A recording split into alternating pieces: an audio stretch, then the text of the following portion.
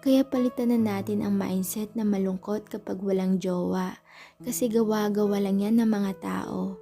Masaya kaya kapag nag-iisa, ang dami mo pang nagagawa. Tapos free kang sundin kung ano yung gusto mong gawin. Oo, masaya naman talaga kapag may kasama ka o kapag may jowa ka.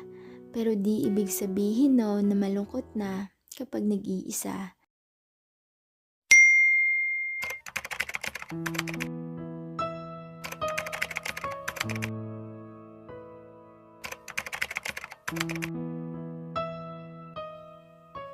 Sino dito ang takot mag-isa? Siguro marami sa inyo no? Dahil ba sa impluwensya ng social media kaya natatakot kang mag-isa? Tama ako di ba? Ang social media kasi, isa sa may malaking impluwensya sa isip ng iba. Pinaparamdam kasi sa atin na magiging masaya lang kapag mayroong kasama o mga kaibigan o kapag may jowa ka na palaging nandyan. Tapos post dito /happy together. Pero masaya ba talaga? O pinapakita mo lang sa iba na masaya ka kahit di naman pala? May nakilala nga ako na kaibigan ko. Di ko lang sasabihin kung sino basta every month nagpo-post siya ng happy monthsary, stay strong, at kung ano-ano pa na nagpapakita na masaya talaga sila.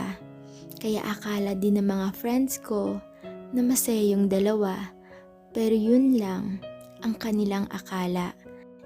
Kasi walang gabi na umiiyak ang kaibigan ko dahil sa paulit-ulit siyang niloloko. O diba? Kaya di talaga lahat ng nakikita mo sa social media ay totoo na. At eto ang patunay na di lahat ng in relationship ay masaya na. Katulad ng kaibigan ko, pinapakita niya sa social media na masaya sila. Pero ang totoo ay di naman pala sila masaya. Kaya palitan na natin ang mindset na malungkot kapag walang jowa.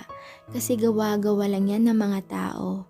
Masaya kaya kapag nag-iisa, ang dami mo pang nagagawa. Tapos free kang sundin kung ano yung gusto mong gawin. Oo, masaya naman talaga kapag may kasama ka o kapag may jowa ka. Pero di ibig sabihin no na malungkot na kapag nag-iisa. Kasi masaya rin naman kahit nag-iisa. Di nyo lang kasi alam kung paano maging masaya kasi na-e-impluwensyahan na kayo na nakikita nyo sa social media.